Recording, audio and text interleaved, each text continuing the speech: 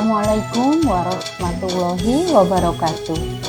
Bapak Ibu guru hebat, perkenalkan nama saya Wiwi Setiasih dari SDN Bendul Merisi 408 Surabaya.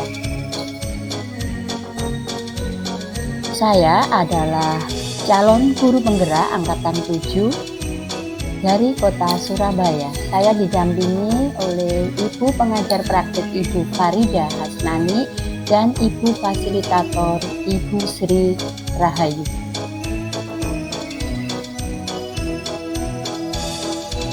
Video ini adalah tentang tindakan aksi nyata saya dalam implementasi budaya positif di sekolah. Latar belakangnya yaitu adanya peraturan sekolah yang masih menerapkan hukuman atau sanksi pada siswa yang melakukan pelanggaran. 2. Perlunya menyampaikan konsep perubahan paradigma teori kontrol, makna disiplin, keyakinan kelas, hukuman dan penghargaan. 5. Kebutuhan dasar manusia serta restitusi dan posisi kontrol guru dalam penerapan disiplin positif. Yang ketiga, pentingnya menciptakan suatu lingkungan positif, yaitu pendidikan yang berpihak pada murid, yang memberikan kesempatan, kebebasan untuk berproses dan belajar dalam penerapan disiplin positif agar membentuk budaya positif di sekolah. Tujuan dari implementasi ini yaitu agar terciptanya budaya positif yang membantu murid belajar dengan aman dan nyaman sehingga dapat meraih keselamatan dan kebahagiaan sebagaimana disampaikan oleh Ki Hajar Dewantara mengenai tujuan utama pendidikan.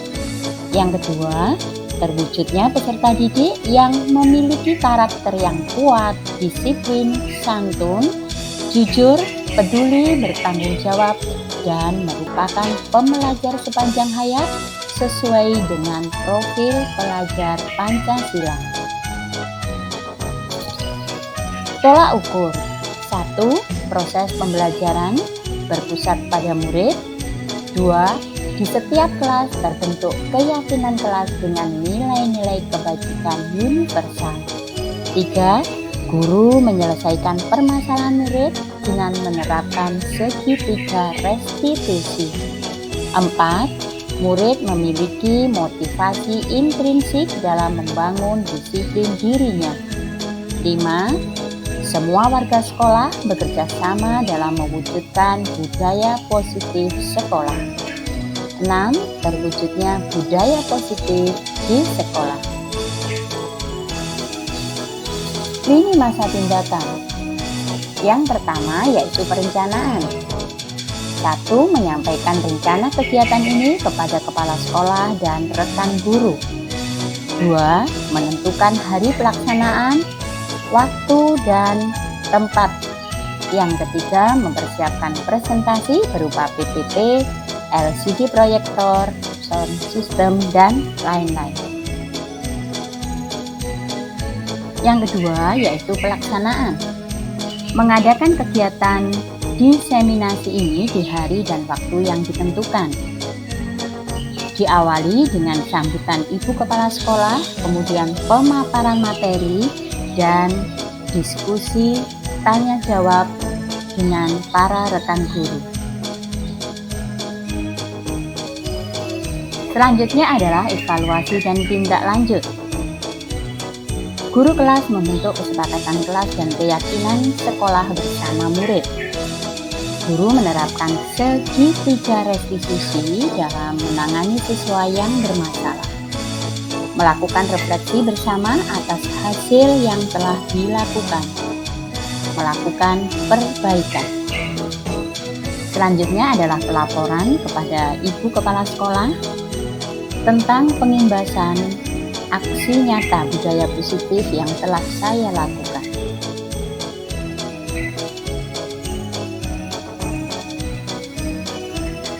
Dalam aksi nyata ini, Dukungan yang saya butuhkan adalah dukungan dari kepala sekolah, rekan guru, dan tenaga kependidikan serta pemangku kepentingan.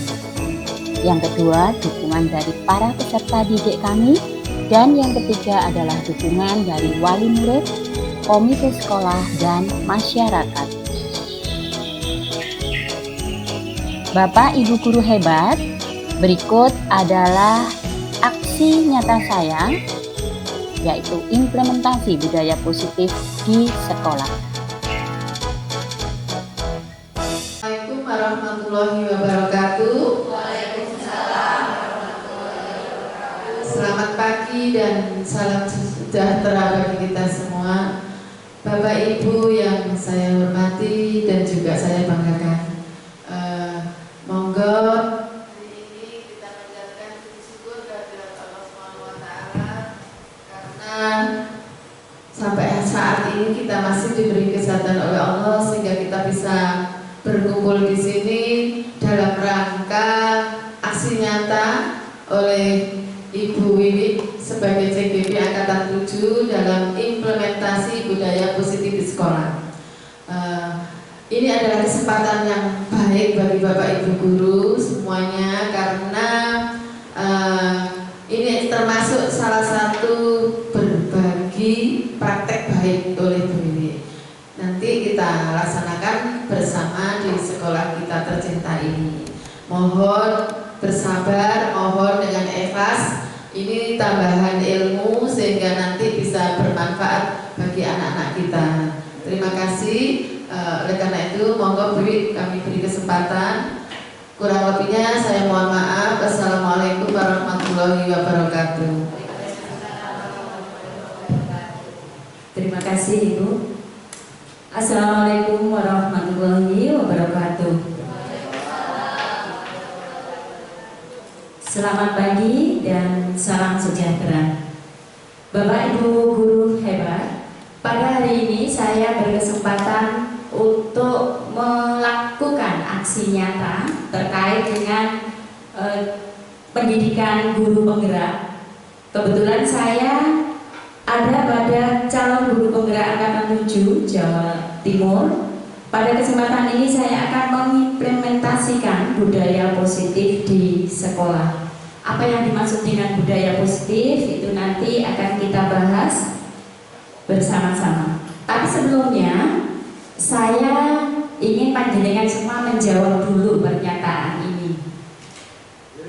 Budaya positif, budaya itu adalah sesuatu yang berkaitan dengan kebiasaan-kebiasaan yang berulang-ulang sehingga menjadi budaya, menjadi sebuah peradaban nantinya. Jadi sekolah itu bisa dilihat ciri khasnya seperti apa, budayanya seperti apa, itu dari kebiasaan sehari-hari. Jadi tidak bisa secara otomatis terbentuk. Jadi harus melalui langkah-langkah kebiasaan-kebiasaan panjang yang akhirnya akan mengakar, dan itu namanya membudaya. Positif adalah sesuatu yang baik.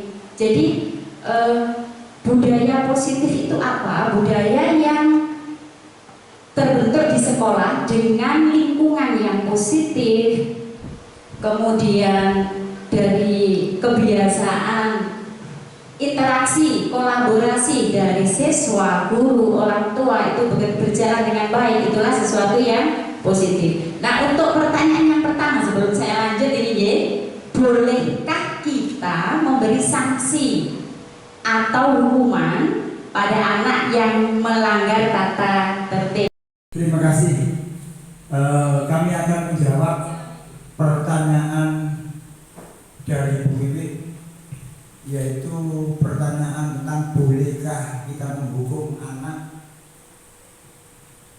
Saya menjawab boleh, asalkan dengan alasan kita memberikan sanksi itu mendidik kepada anak. Artinya kita arahkan kepada yang positif. Artinya mungkin kita menghukum dengan cara membersihkan lingkungan atau menyiram tanaman, sehingga hukuman kita itu secara tidak langsung kita akan mendidik pada anak, membiasakan tentang menyiram tanaman atau membersihkan lingkungan kita. Itu terima kasih. Assalamualaikum warahmatullahi wabarakatuh. Waalaikumsalam. Terima kasih Pak Mahfud. Untuk selanjutnya satu lagi Bu, minta tolong. Bolehkah kita memberi sanksi coba untuk Ibu Lina? Terima kasih untuk kesempatannya Bu Lili. Menurut saya hukuman untuk anak yang melanggar tata tertib sekolah itu boleh, asal hukumannya sesuai dengan tata tertib yang sudah disepakati oleh sekolah. Jadi sekolah kan punya tata tertib sebelumnya yang sudah disepakati seperti itu dulu, dan hukumannya harus yang positif, Sesuai dan yang positif. Terima kasih Bu Lina, luar biasa. Saya tidak menjawab dulu untuk ini. Ada pada slide berikutnya untuk semuanya, jawab setuju atau tidak setuju. Apakah panjenengan setuju atau tidak setuju? Hukuman itu dapat mendisiplinkan anak. Menurut panjenengan, apakah hukuman itu dapat mendisiplinkan anak? Setuju? Setuju. Bahwa hukuman itu dapat mendisiplinkan anak. Mungkin ada yang berpendapat lain?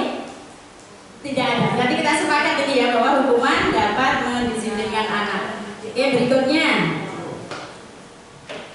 masih dengan jawaban yang sama, setuju atau tidak setuju, bersama-sama ya. Pemberian hukuman dengan hal-hal positif seperti yang diungkap Pak Mahfud tadi, dengan menyiram tanaman atau anak disuruh membaca, menulis, hafalan, kadang seperti itu ya. Apakah dapat membuat anak juga lebih disiplin? Setuju bukan? Setuju. Pak Mahfud tadi kan memberi hukuman yang positif ya Pak Mahfud, agar tujuannya lebih disiplin. Ya, terima kasih untuk jawabannya. Tapi kita simpan dulu ya Bapak Ibu ya. Kemudian yang terakhir, ini yang ketiga. Setuju atau tidak setuju jawabannya? Memberi penghargaan itu dapat meningkatkan motivasi belajar anak. Setuju. Oke, terima kasih semuanya. Untuk pertanyaan yang kedua, berarti kalau tadi setuju, bolehkah? Nah, ini saya minta pendapat satu-satu dulu ini. Kita memberi penghargaan kepada siswa. Oke, Bu Biba. Ketika kita memberi penghargaan ke siswa, jawaban saya boleh Bu.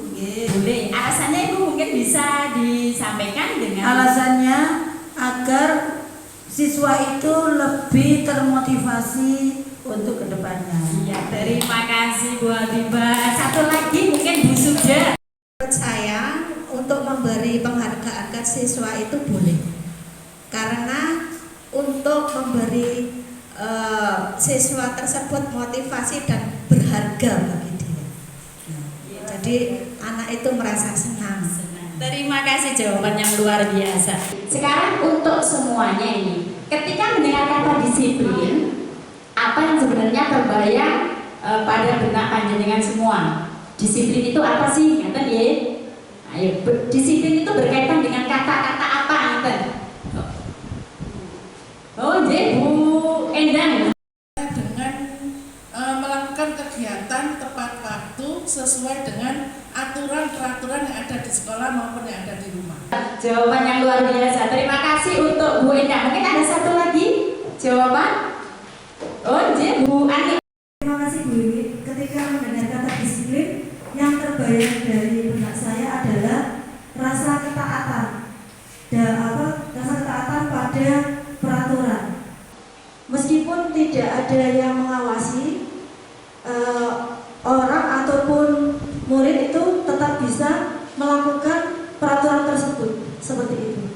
Terima kasih. Intinya tanpa ada pengawasan dia sudah membudaya. Berarti ini sudah membudaya dia disiplinnya.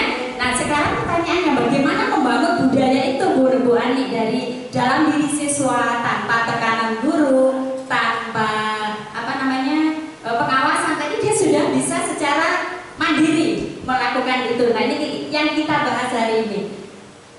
Nah, ini tadi yang dari Bu Endang, bahwa disiplin itu ada kaitannya dengan tata tertib, kemudian peraturan.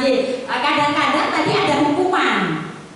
yang Pak Mahfud boleh asalkan dengan hukuman yang positif. Ini berarti ada hukuman dan ada kepatuhan, ada teratur, dan kemudian menjadi tertib.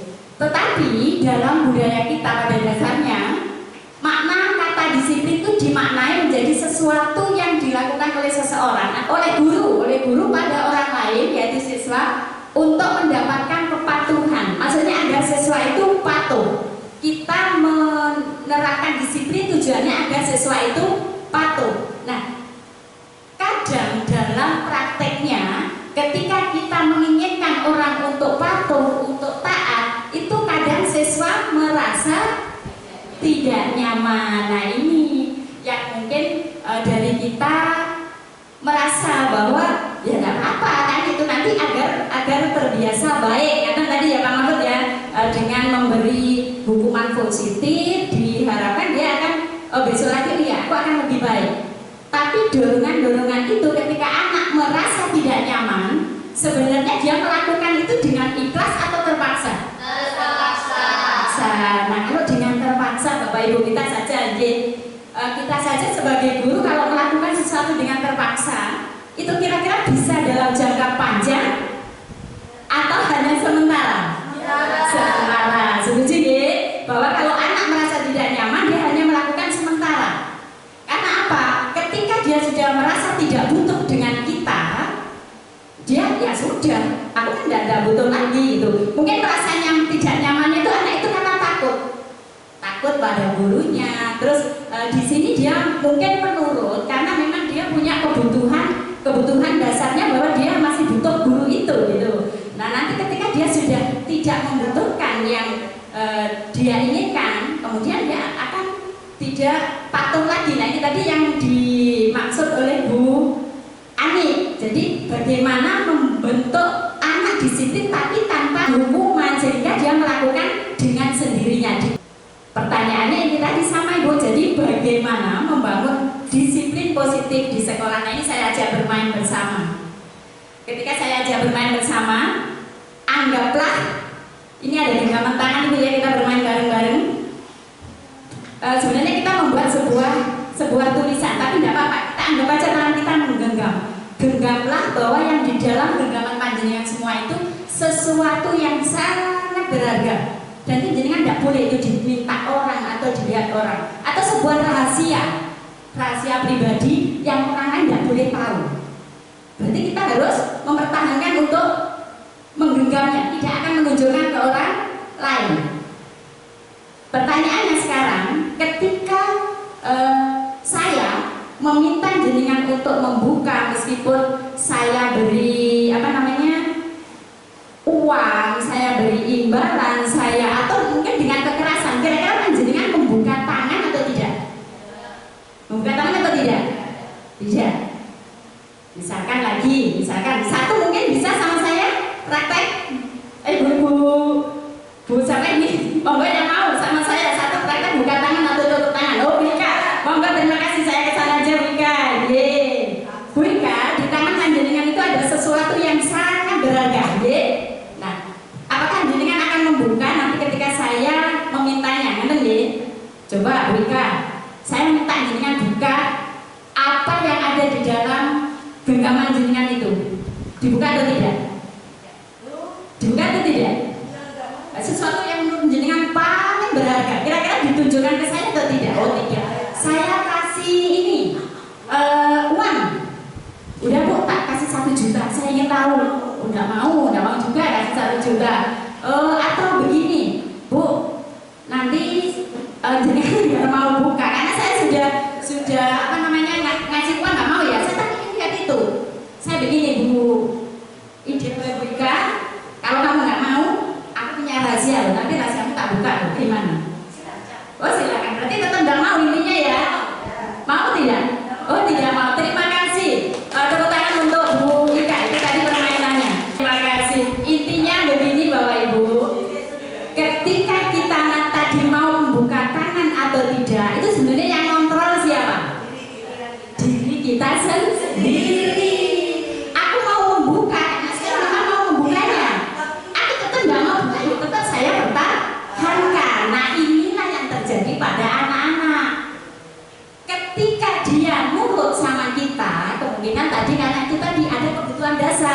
yang dia mungkin masih butuh gurunya, masih tunduk. Nah, ketika dia sudah merasa itu kan mampu begini kok, ya sudah, ya dia tidak akan nurut lagi, gitu ya. Ada dalam teori kontrol atau teori pilihan yang dikembangkan oleh Dr. William Glasser. Karena pada dasarnya kita itu sering berilusi. Ilusi itu apa? Beranggapan nih, beranggapan bahwa guru itu bisa mengontrol murid. Untuk yang nomor 1, kita sering beranggapan bahwa kita sebagai seorang guru itu bahwa kita itu bisa mengontrol murid. Padahal dari praktek tadi ketika kita bermain mengepalkan tangan, kalau jenengan tidak mau buka, kan juga saya nggak bisa memaksa. Sama dengan murid, kalau dia sudah disuruh sama kita, dia bilang tidak mau, sudah, itu hak dia, karena itu pilihannya. Jadi kadang meskipun kita dengan kekerasan, dengan apa, mungkin dia akan nurut. Nah itu tadi karena takut, karena butuh. Betul, itu nanti berkaitan dengan kebutuhan dasar. Anak-anak mungkin dia mau membuka tangan karena pada dasarnya menurut teori kontrol semua perilaku manusia itu memiliki tujuan, entah itu perilaku baik atau perilaku jelek. Jadi semua orang melakukan itu semua pasti ada alasannya, betul tidak? Betul. Aku mau gini, tapi kadang menurut kita itu seperti itu, dia punya alasan. Mungkin siswa kita juga sama. Kenapa dia terlambat? Berarti kan dia juga punya alasan.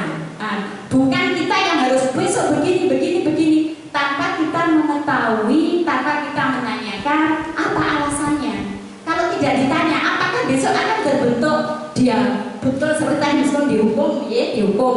Apakah dia besok akan datang lebih pagi? Kalau alasannya apa kita tidak tahu.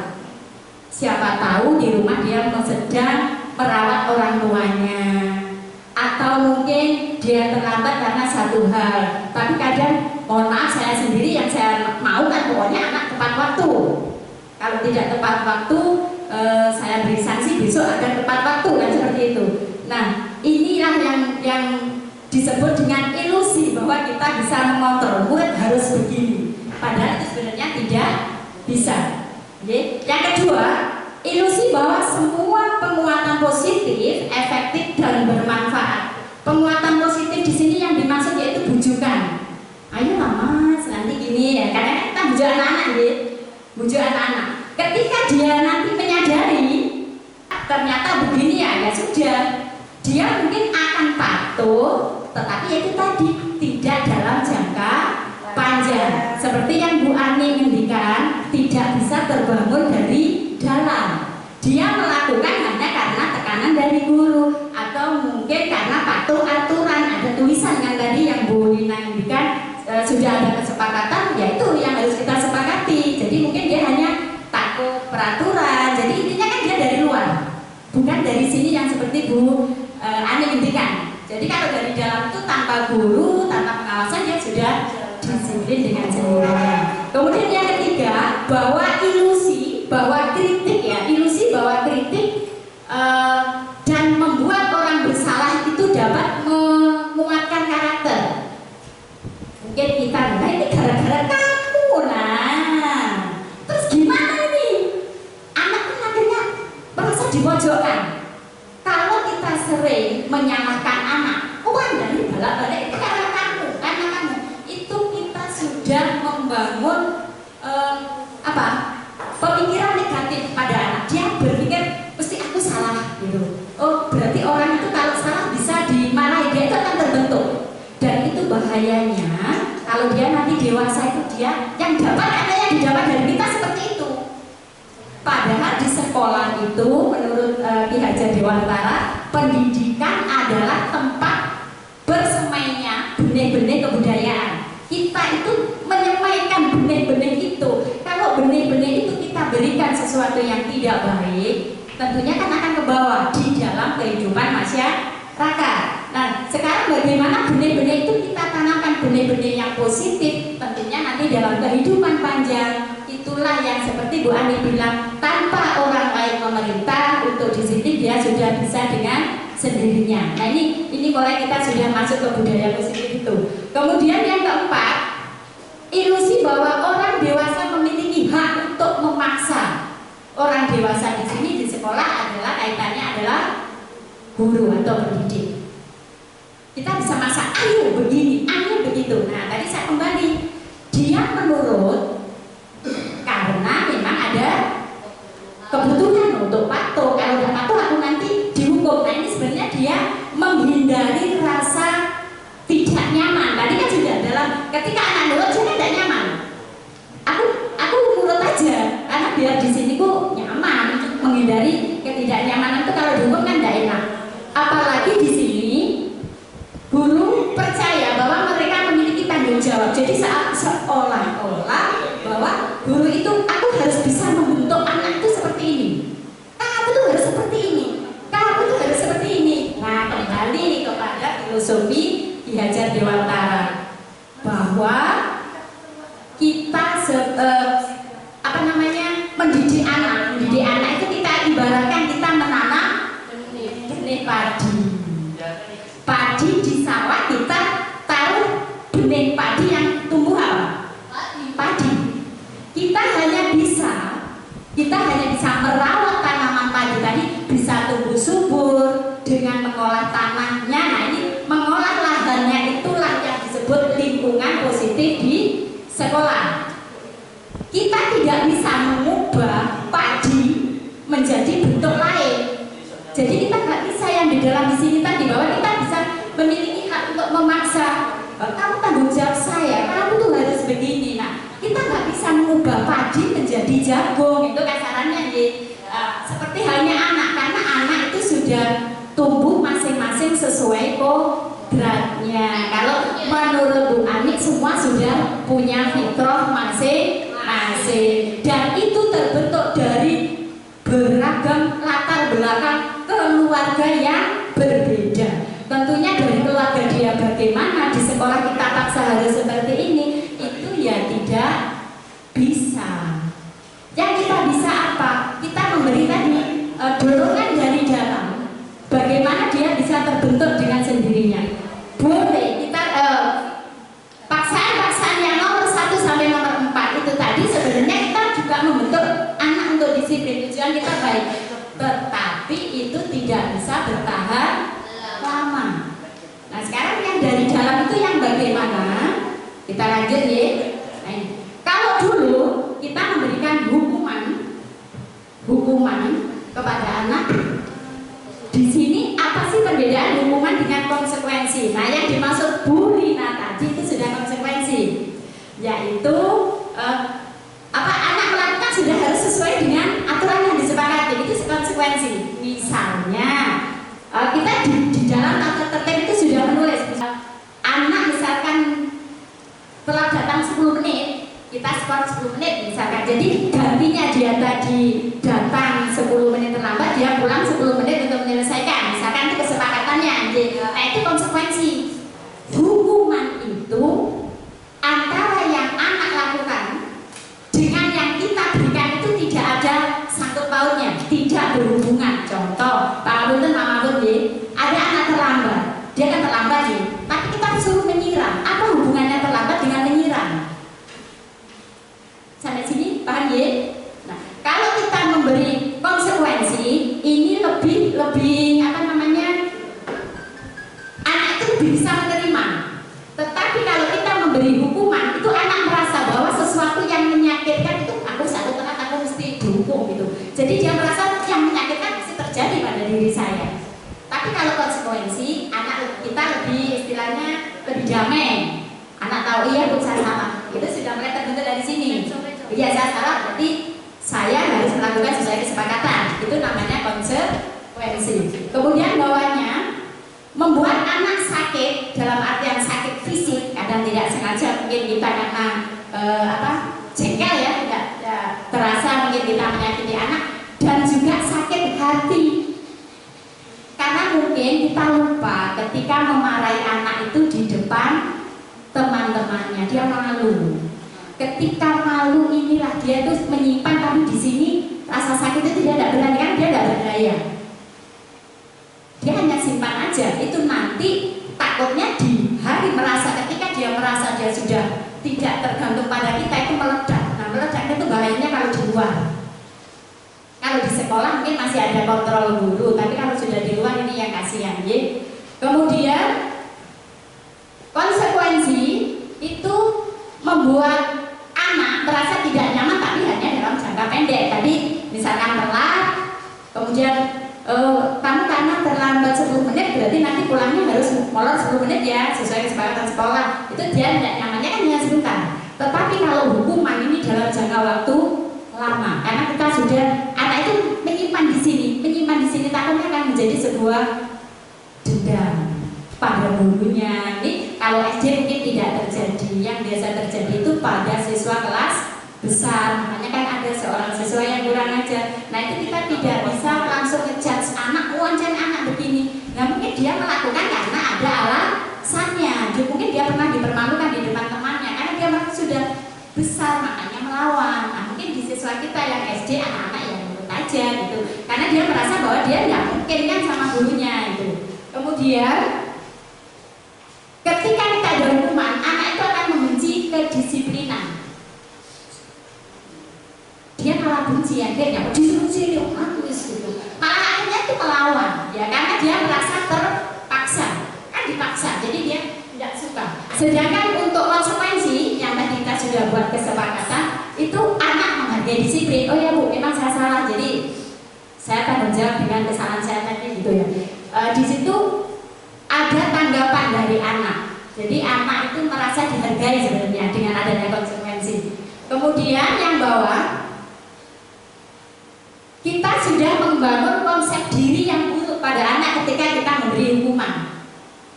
Oh ternyata ketika orang salah itu kita boleh hukum dan dia akan melakukan yang sama di luar sana. Karena itu di sekolah yang dia dapat seperti itu tertanam dalam diri anak. Oh aku ini salah oleh dijewer oleh guruku, berarti di luar sana ketika dia sudah berkuasa saya juga boleh seperti itu.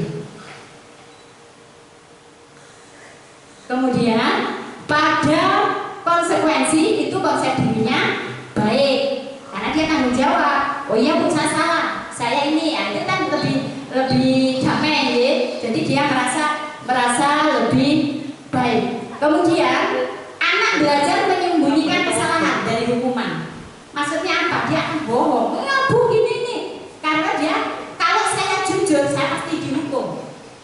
Dia pasti akan membuat alasan. Sedangkan untuk yang konsekuensi, anak belajar untuk patuh peraturan, dia menghargai peraturan, otomatis sudah mulai terbentuk positif. Kemudian untuk yang bawahnya, paling bawah ya, ketika dihukum, anak merasa marah, merasa bersalah, dipermalukan, dan merasa tidak dihargai. Tidak dihargai itu biasanya kita itu tidak mendengarkan alasannya. Tuh, jadi kita tidak mendengarkan alasannya, jadi anak itu percuma nggak besok lagi paling ya gitu. Saya jelaskan Pak Guru nggak menerima, Bu Guru nggak menerima, untuk apa saya menjelaskan? Gitu. Jadi dia merasa tidak dihargai ya sudah. Kemudian yang konsekuensi, memang anak kehilangan haknya, tadi harus pulang, dia harus mengerjakan yang disepakati ya. Kemudian membuat tidak nyaman, tetapi itu hanya sementara. Kalau seperti ini, merasa bersalah, marah, ini kan dalam jangka waktu lama. Jadi pertanyaannya dari dua ini, perbedaan hukuman dan konsekuensi, menurut panjenengan untuk membangun budaya positif itu lebih baik yang mana? Masih konsekuensi. Nah, jadi menurut panjenengan apa makna kata disiplin? Tadi sudah disampaikan oleh Bapak Ibu Guru, saya ulang saja. Disiplin itu sebenarnya berasal dari bahasa Latin disiplina yang berarti belajar. Jadi anak itu belajar, bukan kan kita mesti ada kaitannya dengan hukuman, aturan, biar disiplin harus dihukum, biar disiplin harus anak patuh. Padahal di sini itu belajar. Nah inilah belajar inilah yang perlu kita bangun. Disiplin sebenarnya merupakan bentuk kontrol diri, yaitu belajar untuk mengkontrol dirinya sendiri agar dapat mencapai tujuan. Mengkontrol diri sendiri itu dia akan melakukan sesuatu dengan kesadarannya sendiri, gitu ya. Dengan nilai-nilai yang dianutnya, yaitu nilai-nilai universal, nilai kebajikan itu kan nilai yang kita sepakati bersama. Di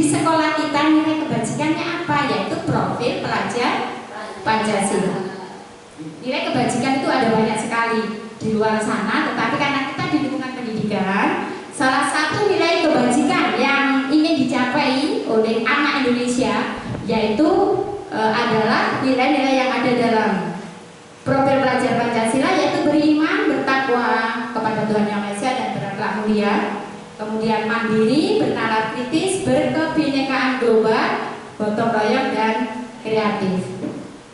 Nah ini, setelah saya memberi paparan tadi, pertanyaannya kembali panjenengan semua.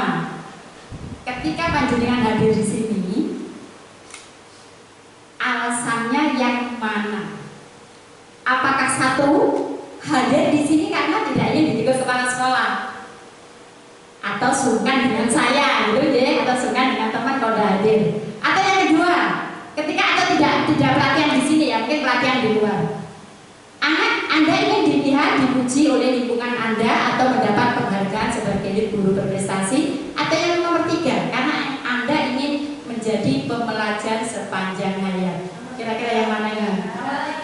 Yang nomor tiga, alhamdulillah. Karena kalau yang atas itu sifatnya kan sementara. Tadi hanya menghindari ketidaknyamanan. Tepuk tangan untuk Bapak Ibu semuanya. Alhamdulillah kita sudah di nomor 3 bahwa kita ingin menjadi pembelajar sepanjang hayat. Jadi memang belajar itu tidak terbatas ya. Meskipun kita pendidik juga harus terus belajar. Mengapa? Nah ini kembali lagi sesuai filosofi Ki Hajar Dewantara bahwa kita harus mendidik anak sesuai zamannya. Jadi tidak bisa aku biar sekolah begini, kita samakan kita dulu. Ya sudah beda. Makanya anak tidak nurut dong, zamannya sudah beda. Kalau kita disuruh kembali ke belakang, kita saja sebagai guru kita mendorong anak untuk maju. Kenapa ketika mendidik kita menyuruh anak ke masa lalu kita? Jadi kalau kita yang nomor 3 menjadi pembelajar sepanjang hayat, tentunya ya kita harus selalu mengupgrade diri dengan belajar mengikuti perkembangan zaman biar tidak ketinggalan dengan anak-anak sekarang sudah hebat nih. Saya kadang yang belum bisa malah anak-anak sudah bisa tanya apa itu, oh ini dapat ilmu dari anak-anak. Tidak apa-apa. Memang sekarang bukan guru itu sebagai, kalau dulu mungkin kita satu-satunya sebenarnya Bu Nani guru, kalau dulu kita guru merasa yang paling ini kita memberikan semua ilmu kita ke anak, dikuasikan semua. Itu adalah pembelajaran yang berpusat pada guru, dan sekarang pembelajaran itu harus berpusat pada murid atau pada siswa. Kita hargai siswa kita, anak-anak itu luar biasa, kita kasih kesempatan. Nah inilah yang membangun pengetahuan itu dari diri anak. Kalau kita kumulasi harus begini, anak mungkin bosan dan malah tidak bisa masuk. Ini juga berkaitan dengan disiplin, kaitannya dengan menciptakan lingkungan positif di kelas. Bagaimana memberikan pelajaran kepada anak itu dengan menggali potensi dari dalam diri anak. Jadi kenapa ini balik lagi kaitannya dengan filosofi Ki Hajar bahwa kita sebagai pendidik itu hanya sebagai pamong, ngomong saja. Nah kita hanya ngomong dalam tanaman tadi kita hanya merawat. Jadi kalau ada anaknya seperti ini kita lihat, oh dia pandainya gini ya, kita hanya ngarahkan bagaimana dia mencapai maksimal. Tapi kita tidak bisa nyuruh anak harus begini, atau semua anak harus menguasai semua materi yang kita berikan. Cukuplah kita memberikan semuanya, tetapi setelah itu kita berikan kita gali potensi anak itu sebenarnya dia ke depannya apa yang bisa membuat dia menjadi pegangan hidupnya, itu yang penting. Contoh ya Pak, untuk anak murid-murid kita yang berkebutuhan khusus, kita kan tidak mungkin memberikan semua materi. Kita cari dari anak kita yang istimewa itu dia punya kelebihan apa. Itulah yang kita berikan agar dia nanti memiliki keahlian itu yang bisa menjadi pegangan hidupnya. Contoh mungkin kita di lingkungan sini kan dekat dengan pasar ya, Surabaya. Mungkin anak-anak kita yang seperti itu, oh dia ternyata di matematika pintar. Atau yang anak khusus ini dia yang saya khususkan, ternyata dia pintar di matematika, berarti kita berarti dia bisa jualan. Kita arahkan sampai dia bisa mandiri di situ. Yang ilmu yang lain ya tetap kita berikan, tetapi satu itu tuh yang kita tonjolkan sampai dia bisa mandiri. Nah itu contohnya. Jadi kita tidak bisa memaksakan semua ilmu itu dikuasai anak. Inilah yang disebut merdeka belajar. Jadi pangapunten, merdeka itu bukan berarti kita membiarkan anak merdeka ya sakarepe. Mboten. Merdeka di sini kita tetap sebagai guru memberikan semua kewajiban kita ya, memberikan ilmu kepada murid, membangun pengetahuan murid, kemudian mencari bakat anak, kemudian potensi apa yang dia bisa. Itu tugas kita malah sebenarnya lebih berat di dalam merdeka belajar ini, karena kita berusaha menumbuhkan mana sih anak ini bisanya apa. Itu yang kita gali. Merdeka di sini dimaksudkan bahwa anak kita sudah memberikan pengetahuan, tetapi nanti anak akan mendalami satu yang memang dia punya bakat di situ, punya potensi di situ. Jadi tidak semua kita menuntut, tidak semua kita menuntut anak itu harus 100. Kalau dia memang mau kemampuannya seperti itu ya sudah. Tidak kita paksa, karena dia nanti akan merasa tidak nyaman, takutnya malah seperti itu. Jadi itulah tugas kita dalam merdeka belajar ini, kita mencari potensi anak itu apa, itulah yang kita dukung, karena kita sebagai pamong itu bagaimana anak-anak kita itu tanggung jawab kita. Anak-anak kita nanti itu istilahnya keluar dari sini itu ada gitu loh Bu. Ada yang dia sudah makan, oh ya aku mau jadi ini. Nah ketika anak sudah menemukan seperti itu tuh sebenarnya kamu mau jadi apa sih gitu ya. Aku mau begini Bu. Kalau sudah terbentuk nanti akan seperti yang Bu Ani ketika dari dalam dirinya dia akan berlaku seperti yang dia inginkan. Karena ketika saya seperti ini guruku dan dukung, oh iya Bu, itu dia sudah merasa senang. Nah itulah membangun disiplin yang dari dalam. Kalau dia sudah senang, aku ingin seperti itu, dia akan melakukannya dengan senang hati. Tapi kalau semua dipaksa harus begini, anak sudah frustasi, malah tidak jadi apapun. Satu aja dia tidak akan menguasai. Yang kita harapkan dia harus semua baik, karena ya itu tadi hanya sementara. Ketika dia tidak butuh sudah tidak mau, ya sudah malah tidak dapat apa-apa. Itulah tadi yang saya maksud, karena semua itu tadi adalah berkaitan dengan teori perilaku manusia. Teori perilaku manusia, teori motivasi. Ketika orang melakukan sesuatu itu kan ada motivasi dari sini ya. Itu ada 3 tingkatannya. Yang pertama yaitu untuk menghindari ketidaknyamanan atau hukuman. Kemudian yang kedua tadi ya yang berkaitan dengan penghargaan. Nah, ini yang kita bahas sekarang. Untuk mendapatkan imbalan. Jadi dia mau melakukan karena ada iming-iming imbalan. Ayo anak-anak, siapa nanti yang dapat 100 saya kasih hadiah. Nah ini adalah motivasi dari luar juga. Dia mau melakukan karena tertarik dengan iming-iming tadi. Kemudian yang ketiga, motivasi yang ketiga yaitu untuk menghargai diri sendiri. Aku mau jadi seperti apa ya? Nah tadi yang sudah saya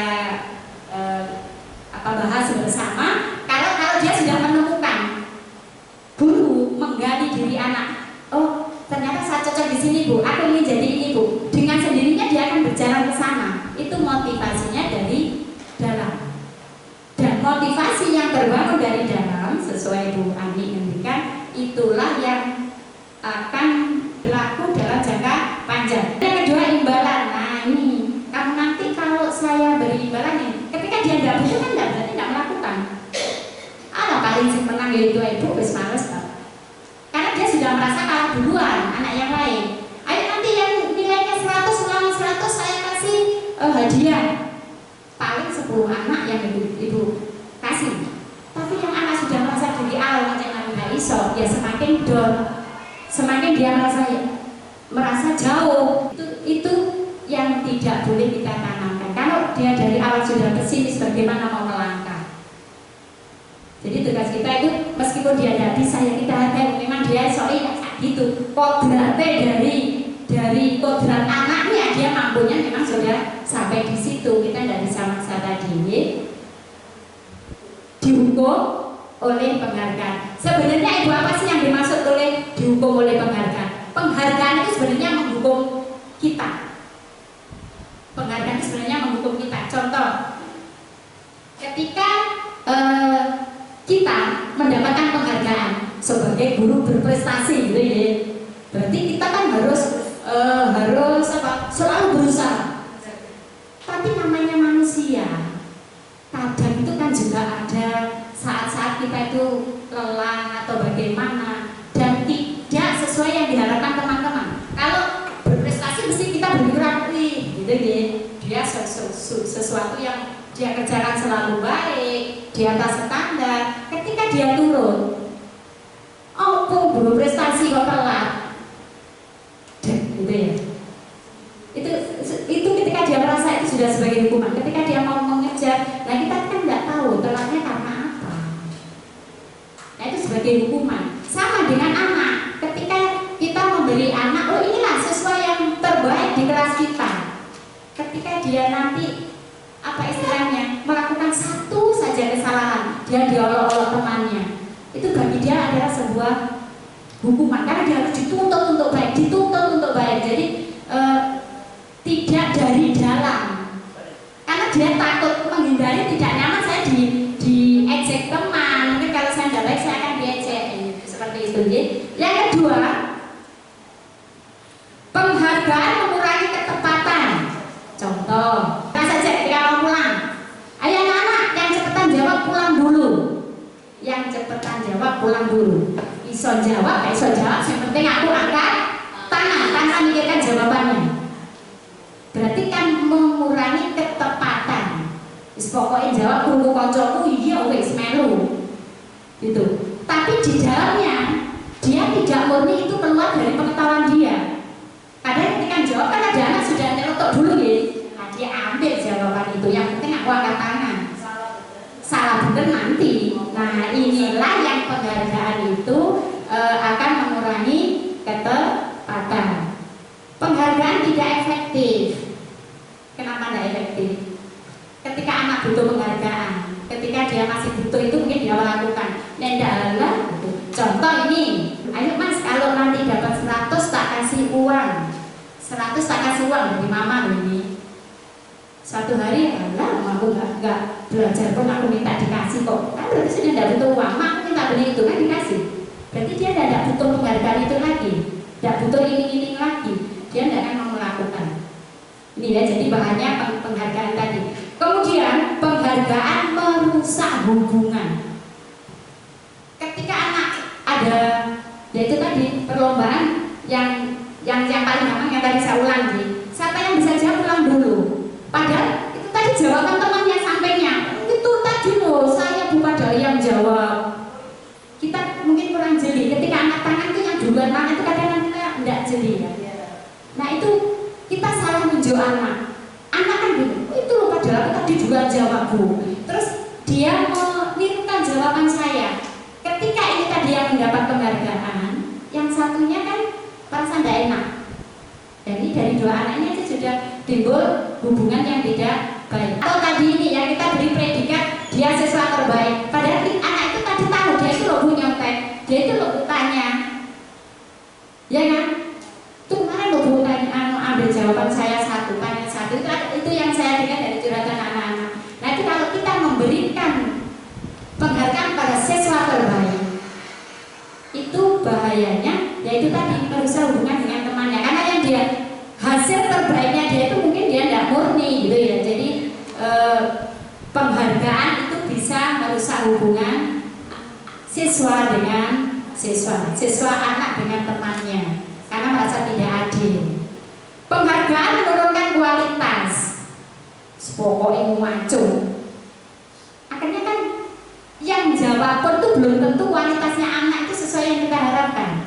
Yang anak angkat tangan belum tentu dia yang memang betul-betul pintar menguasai itu tadi. Kuasa angkat tangan aja. Yang penting kan siapa yang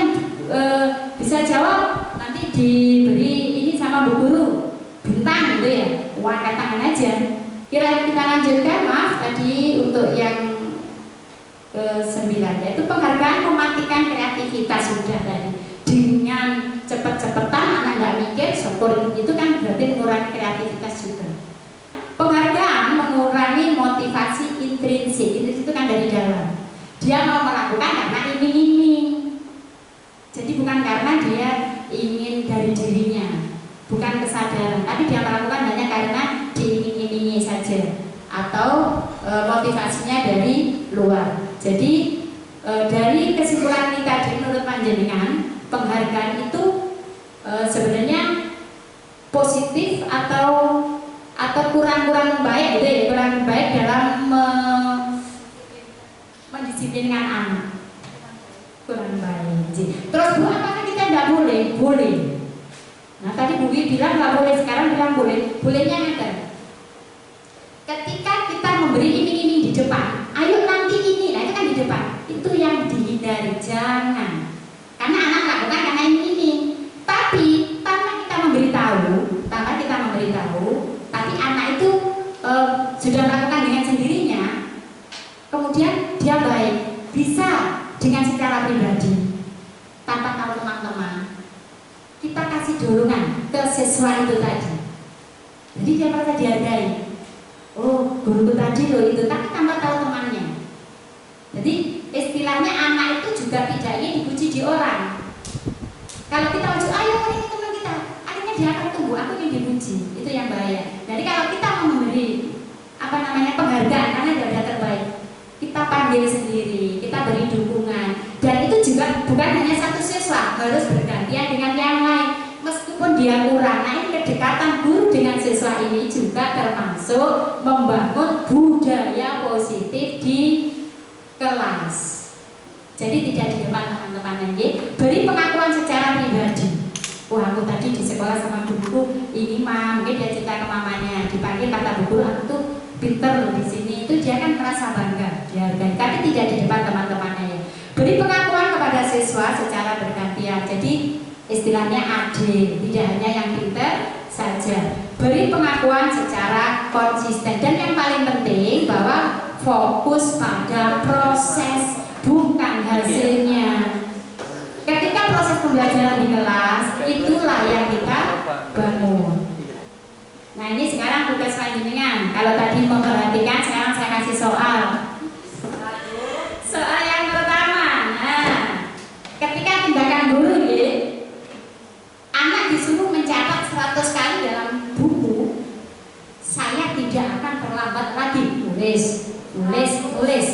Menurut panjenengan itu hukuman apa konsekuensi? Hukuman. Kemudian yang kedua, saya ulang lagi, lari mengelilingi lapangan karena terlambat tadi di sekolah. Hukuman. Wes, anak sudah mau datang itu saja sudah alhamdulillah, sampai sekolah sih dihukum. Bagaimana besok dia berubah baik? Nah, kemudian yang ketiga sama ini, mulai diminta push up kalau nggak pakai masker. Apa hubungannya push up sama masker? Kalau tidak ada hubungan, itu hukuman. Tetapi kalau ada sangkut pautnya, itu adalah konsekuensi. Menggantikan kertas temennya karena dia tadi udah coret-coret. Loh, Bu, kertas saya loh dicoret-coret sama ini Budi misalkan. Budi diminta untuk mengganti. Nah itu menurut panjenengan, ketika tindakan guru menyuruh anak tadi mengganti kertasnya, itu hukuman atau konsekuensi? Konsekuensi dari tindakan dia. Jadi anak tahu, oh saya salah, jadi saya harus mengganti. Itu ada hubungannya. Jadi ini adalah konsekuensi. Jadi anak menyadari, oh iya saya salah, gitu ya. Kemudian bawahnya, membersihkan tumpahan air di meja karena tersenggol pada saat belajar. Konsekuensi kan berhubungan, karena tadi dia yang nyenggol, yang lupakan ya dia bertanggung jawab. Konsekuensi ini kita lebih mengajarkan anak untuk bertanggung jawab. Jadi bukan melakukan karena dia takut. Murid disuruh disuruh untuk tidak mengenakan ya, maaf saya salah tulis, sepatu seharian di sekolah dia tidak boleh pakai sepatu karena hari itu dia tidak bawa sepatu hitam. Seperti ini, maaf ini tulisan saya kurang sedikit. Ada siswa itu mungkin sepatu hitamnya sedang basah ya, ada musim hujan. Dia ke sekolah memakai sepatu merah katakanlah atau putih, padahal aturannya sekolah harus pakai sepatu hitam. Karena dia melanggar, kemudian gurunya bilang ini kan sudah kesepakatan sekolah bahwa kita harus pakai sepatu hitam. Nah sekarang gurunya itu kesepakatan kita harus pakai sepatu hitam, itu dia harus melepas. Karena kamu nggak sepatu hitam, kamu harus melepas. Hukuman apa konsekuensi? Hukuman apa konsekuensi? Konsekuensi karena sepatu yang dipakai nggak sesuai. Nah, konsekuensi masih ada hubungan. Kalau masih ada hubungan itu konsekuensi. Anak disuruh lari mengelilingi lapangan karena terlambat 10 menit saat pelajaran PJOK. Konsekuensi, karena ini ada kaitannya anak lari sama PJOK kan masih ada. Jadi konsekuensi. Jadi intinya kalau kita memberikan pembelajaran anak untuk menjadi lebih baik, itu haruslah mengajarkan tanggung jawab yang sesuai dengan yang dia lakukan. Jadi anak itu nyambung. Kalau tadi terlambat disuruh lari, nah hubungannya dari rumah dia terlambat sudah lari-lari, sampai sekolah masih disuruh lari, apalagi nggak boleh diskors, nggak boleh masuk kelas. Jangan ibu. Hak dia berikan dulu. Dia datang dia mau belajar, berikan dulu. Dan nanti setelahnya itu yang kita pikirkan setelah ini. Nah ini kita lanjut ke yang ketiga. Ini ada yang ketiga. Dari tindakan kita untuk membuat lingkungan positif atau mendisiplinkan anak tadi, yang pertama adalah hukuman, yang kedua adalah konsekuensi, yang ketiga inilah yang kita sebut restitusi. Ada yang pernah sabun besok restitusi itu apa?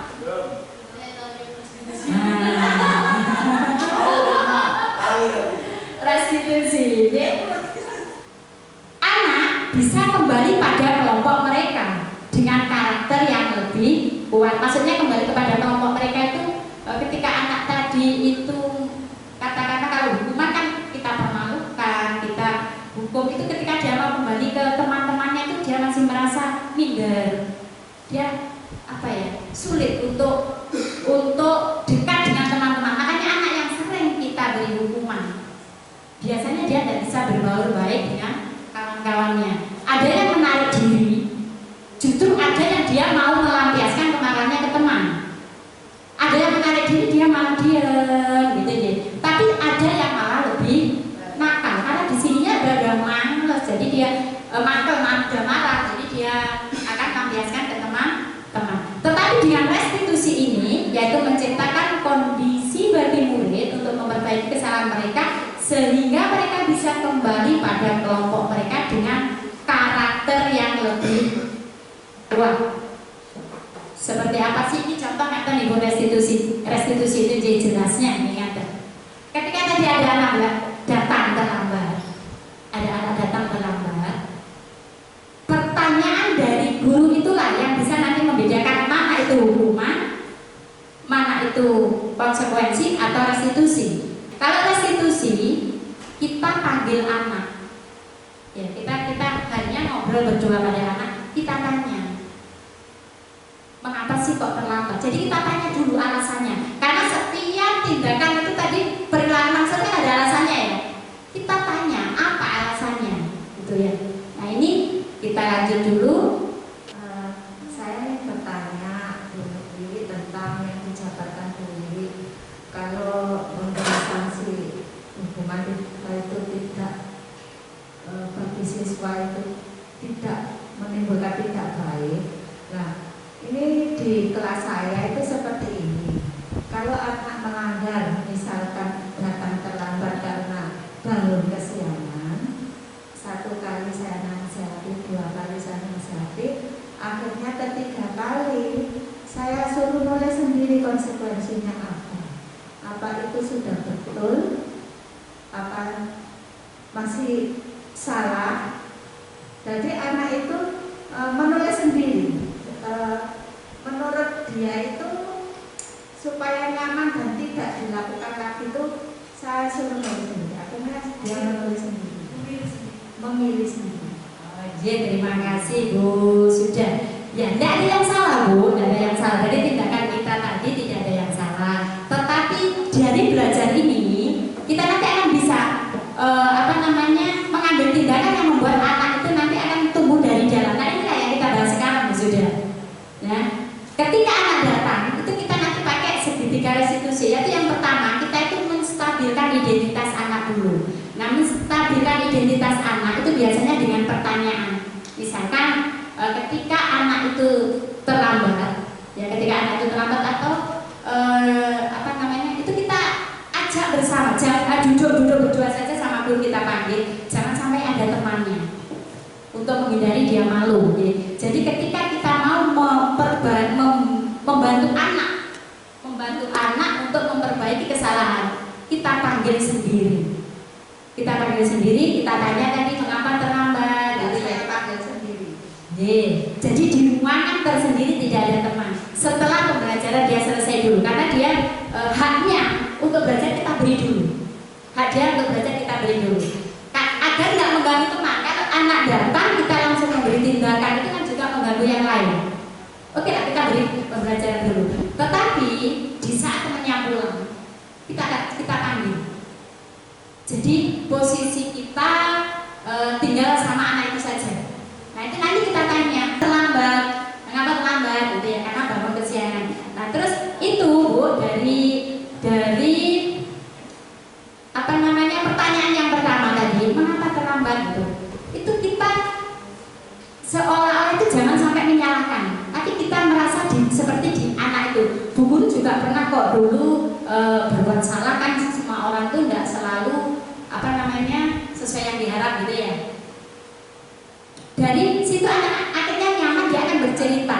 Iya Bu, saya terlambat itu karena malamnya saya lihat game online misalnya, ya kan? Anak-anak sekarang kan banyak game online. Oke.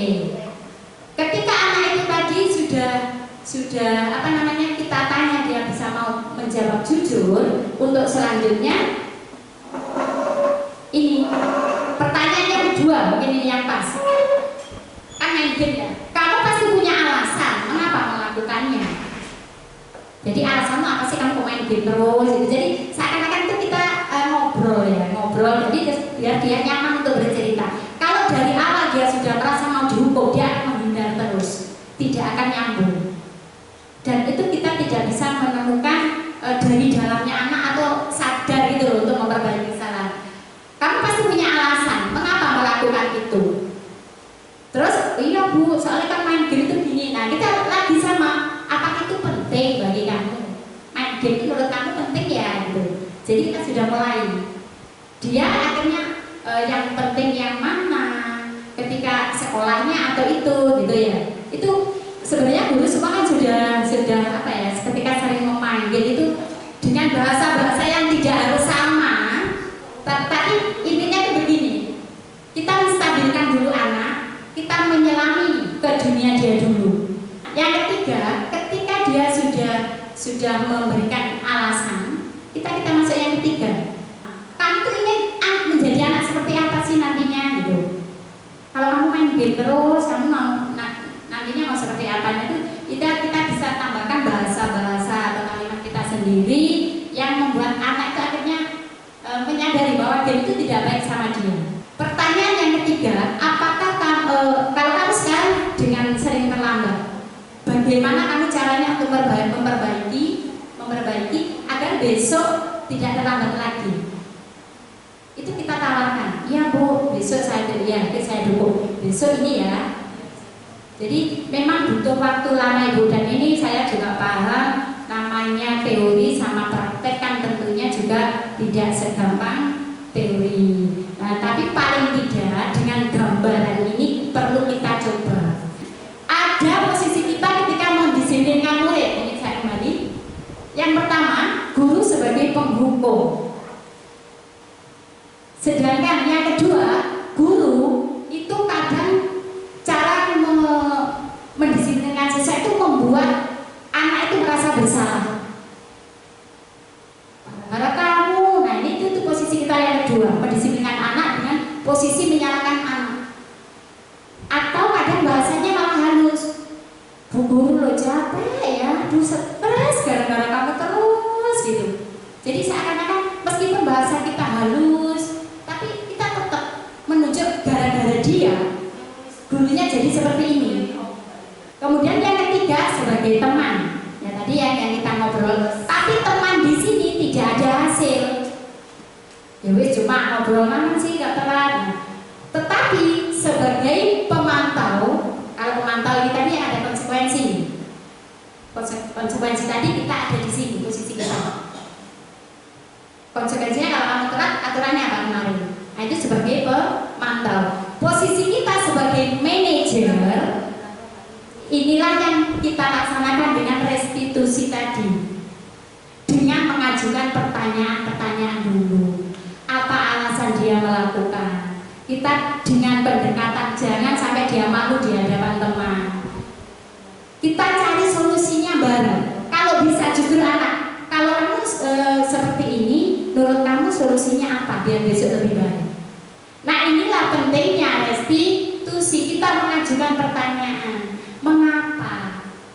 Setelah kita memberikan pertanyaan-pertanyaan, tadi yang kedua, untuk memperbaiki masalah ini tuh kita cari bersama-sama solusinya. Menurut kamu, kalau kamu seperti ini, ada nggak cara untuk memperbaikinya? Kepengen nggak untuk memperbaiki besok lebih baik gitu ya? Jadi kalau seperti itu kan anak pasti jawab, oh ya Bu. Kemudian menguatkan pribadi anak. Ada nggak cara besok biar kamu nggak terlambat harus gimana ya? Gitu bareng-bareng. Jadi dicari bersama. Kemudian evaluasi bareng-bareng guru sama murid. Mudah-mudahan dengan cara yang ketiga, anak merasa dihargai. Mudah-mudahan ini lebih memberi jalan yang positif ya. Kita buat anak itu nyaman dengan kita, tapi juga bukan berarti, tapi dia juga hormat gitu loh. Apakah dengan kita memarahi anak-anak menjadi hormat? Kan belum tentu. Mungkin ya namanya emosi sama. Saya dulu malah lebih mungkin juga lebih ini Bu. Dengan adanya ilmu hari ini, mudah-mudahan mulai hari ini kita bismillahirrahmanirrahim untuk mempraktekkan sebagai manajer, tidak lagi sebagai penghukum atau membuat anak merasa bersalah. Insya Allah, insya Allah, amin. Nah, kenapa? Karena dalam menciptakan budaya positif itu kan harus tumbuh di lingkungan yang positif. Lingkungan positif tercipta apabila hubungan antara guru murid itu baik, harmonis. Kalau hubungannya setiap hari sudah dimarah-marah, sudah istilahnya, berarti kita kan membangun anak, membentak orang boleh, hukum orang boleh. Untuk perubahan ini perlu kita coba. Apakah dibaca semua ini Bu? Betul ya, nanti di mawon. Monggo Bu, yang barangkali ada pertanyaan. Terima kasih Bu Wiwi atas kesempatannya. Yang mau saya tanyakan, Bu Wiwi, kadang kita kan mau menciptakan budaya seperti Bu Wiwi sampaikan tadi. Kita sebisa mungkin kepada siswa itu seperti teman sendiri, maksudnya gimana ya? Menciptakan keakraban pada teman kepada siswa seperti teman lainnya, teman lainnya. Tapi kadang itu ada siswa itu yang kebablasan, maksudnya kayak lama gitu. Nah, bagaimana sikap kita sebagai guru menghadapi seperti itu?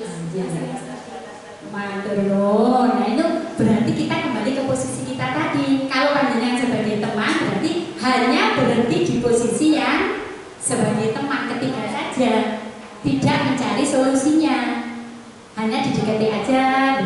Tapi solusinya untuk membangun dia yang tadi di pertanyaan tadi sebagai manajer itu yang di pertanyaan banyak tadi. Ketika kita sudah teman sudah baik, baru kita langkah selanjutnya untuk ke posisi manajer. Kamu ingin jadi lebih baik dari sekarang? Jadi kita mulai melangkah naik sedikit. Terus apa yang kamu lakukan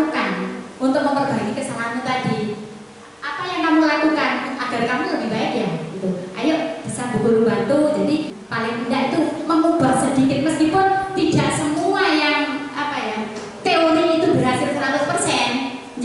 Tapi kalau kita berusaha dengan tadi yang restitusi, paling tidak dia merasa sebagai sahabat, kita tidak nyalakan, mudah-mudahan istilahnya rasa sakitnya itu tidak sesakit ketika kita menghukum atau membuat dia merasa bersalah. Ingatkan ya. Konten pertanyaan malih. Terima kasih Bu Wiwi kesempatannya. Ada satu hal menarik yang saya garis bawahi dan ingin saya tanyakan, yaitu mengenai sebuah konsekuensi, contohnya tadi tentang sepatu yang dilepas. Jadi karena anak melanggar kesepakatan bahwa jika kita sekolah harus memakai sepatu berwarna hitam, suatu saat seorang anak ini memakai sepatu warna putih sehingga konsekuensinya harus 1 hari penuh di sekolah dengan tidak memakai sepatu. Pertanyaannya, kadang-kadang namanya anak itu suka sesuatu yang tidak kita pikirkan, di luar dari pemikiran orang dewasa. Saya suka tidak pakai sepatu malah di dalam kelas itu. Apabila sebuah konsekuensi itu dianggap nyaman oleh anak peserta didik, sehingga mereka itu membuat motivasi, wah menit gawe mana sepatu ini, sehingga aku akan nyeker di dalam kelas dalam 1 hari. Apa yang harus kita lakukan, Bu Wiwi? Terima kasih. Matur nuwun. Itu kaitannya dengan kebutuhan dasar manusia. 5 kebutuhan dasar manusia. Yang pertama yaitu kasih sayang dan rasa diterima.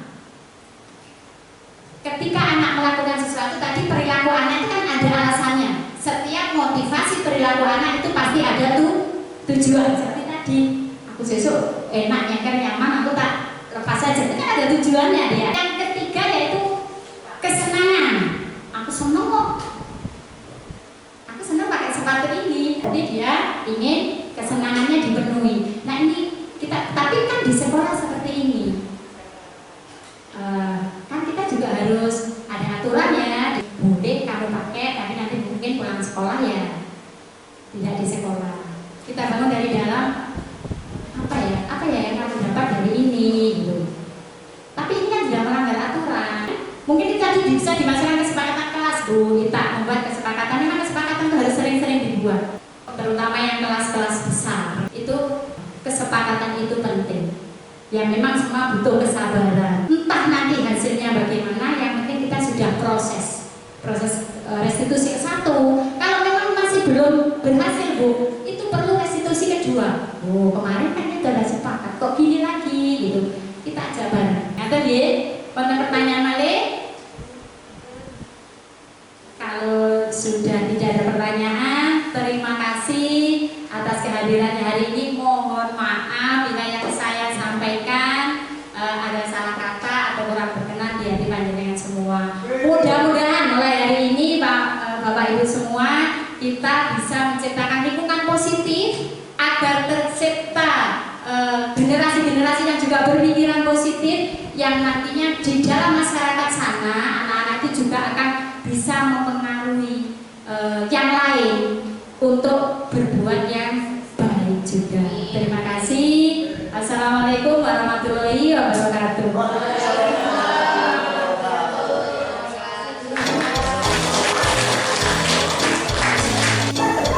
Terima kasih Bu Wiwi, ilmunya hari ini sangat bermanfaat sekali untuk saya, terutama permasalahan-permasalahan saya di kelas menjadi ilmu yang baru untuk saya. Insya Allah akan saya terapkan di kelas. Terima kasih Bu Wiwi, sukses selalu, jos, mantap. Menurut saya, Bu Wiwi itu seorang guru yang penuh dengan semangat, penuh dengan ide-ide yang baik, selalu untuk memajukan peserta didik, juga selalu membimbing teman-teman guru ke arah yang lebih baik. Sukses Bu Wiwi!